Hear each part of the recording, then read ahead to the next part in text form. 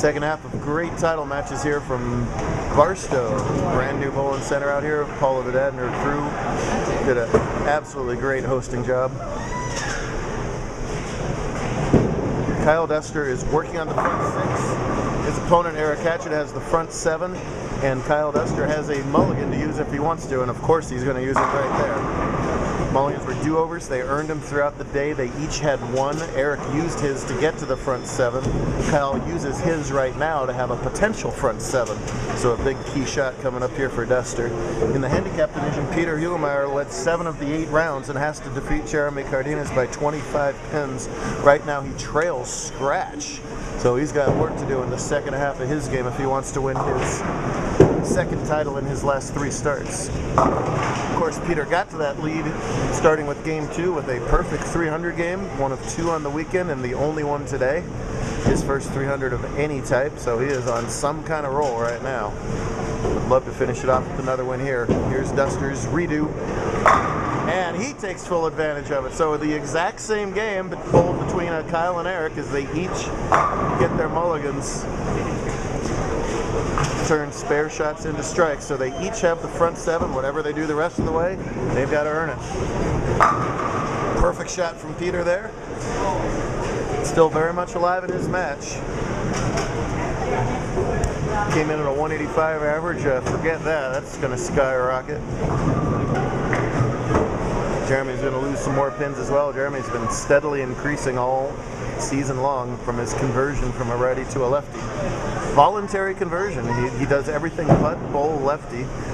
Won the Invitational last year. Said, hey, I want to give lefty a try. And boy, he's worked hard at it. And it's paid dividends. But right there, we have a we have a situation over there. As Dester's ball was left the whole way. It doesn't hold, and the first blink of the match was erased by both bowlers, but the second blink could easily cost Kyle this title. I think in this point you got to give a run for it. Usually you get the one, but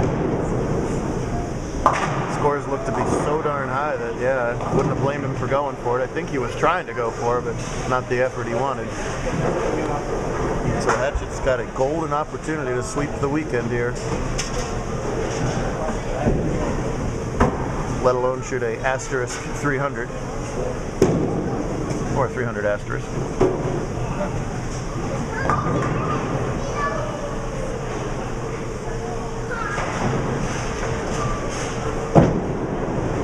Boy, yeah, he's kind of hucked it at the foul line there. Some people were reporting slippery approaches.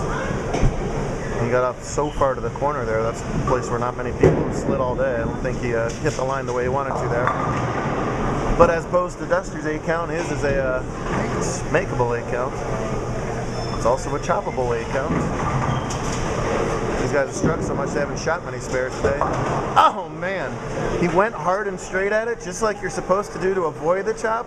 Instead, he chops it clean, and we are tied at 206 through 8. Are you kidding me? Jeremy with another 7 pin to shoot at, and he says, in your face, Jeff, again, as he makes 2 for 2 on the title match. That's supposed to be one of his Achilles heels, but great job converting both of those 7 pins. For Cardines, successful weekend for the family. They both made the top 5 yesterday. That's right, we got you in there, Sorrell, don't worry. Did they bowl each other yesterday? They did not. Sorrell needed to win 2 more games to get to him. Didn't happen. Let's see who can recover. Essentially a 2-frame roll-off now in Scratch. All of a sudden, the wheel's coming off a little bit here. Hatchett real lucky to only get a 6-pin leave out of that. Cardines still in control over here. Spare working in the 8th, but that shot's right. Oh, and it holds. No, it went Brooklyn. He looked like he hated that. It went Brooklyn. Oh, did it Brooklyn? His big old head was in the way. Sarcastic fist bump from Hatchett as he covers the spare up there. 206 through 8 for both bowlers. Now the advantage swings back to Dester. He can go off the sheet here and strikes in the 9th, 10th, and 11th and shut out Eric. Peter with a huge shot with the straight working, and he gets the 4 to trip. Man, just everything. The plastic. everything going Peter's way when he needs it, with the big strike to defeat the penny. Perfect shots in the end of his 300 game to shoot that, and that was a plastic. That was plastic. I didn't score it. That's what you get for throwing plastic. Can we address that, please? Peter, hang on 1 second. We have to add that strike in. We're going to ice the kicker here for a second. The machine didn't record the strike at all in the 8th. Even the machine couldn't believe he switched to plastic. Great move when you're throwing two-handed. You have all that rev rate. If you don't have the ball speed to get the aggressive balls down there, switch to plastic. There's plenty of back end to make it do the work. Kyle with more ball speed than Peter is able to still get the ball down the lane, and he gets a key strike in the 9th.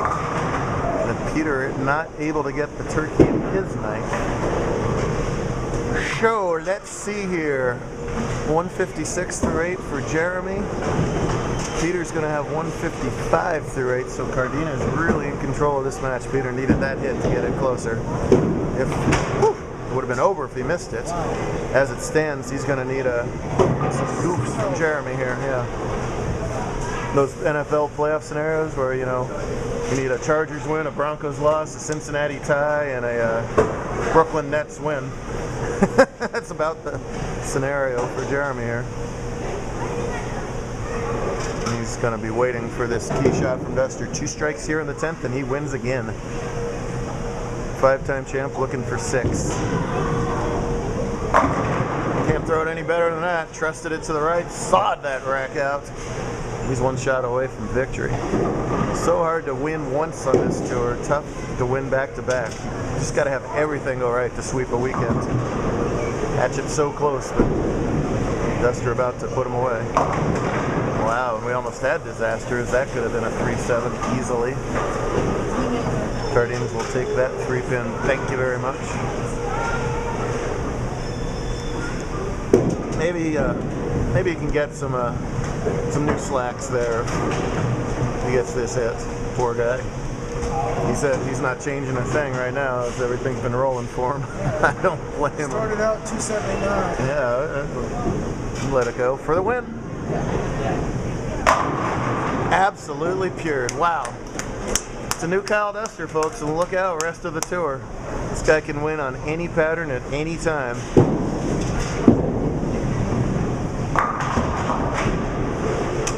Off for 260. Best Hatchett can do is 250 something. Kyle Duster wins title number 6. And it's the Hatchett Express. Oh, there you go.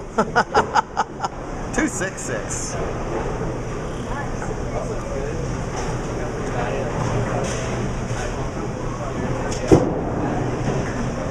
Hatchett's just going to dribble that ball down there.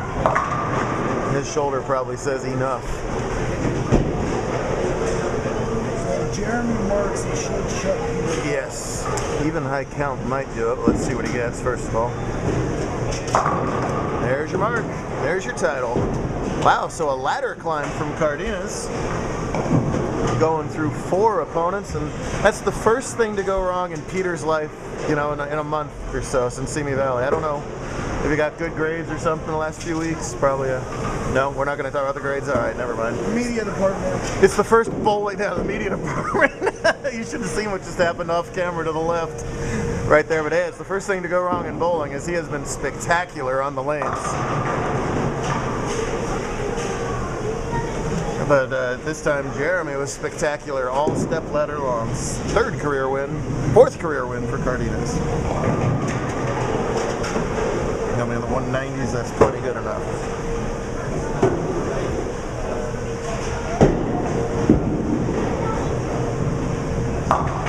Finally missed a left side spare after it didn't matter at all. Congratulations to Jeremy, well-deserved ladder climb. Clan Vegas over here is really happy for him. Look how excited his buddies are. They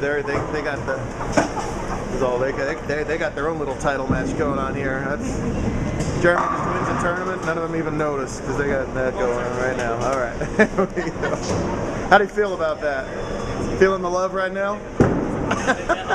You don't care. You got the big plan. That's right.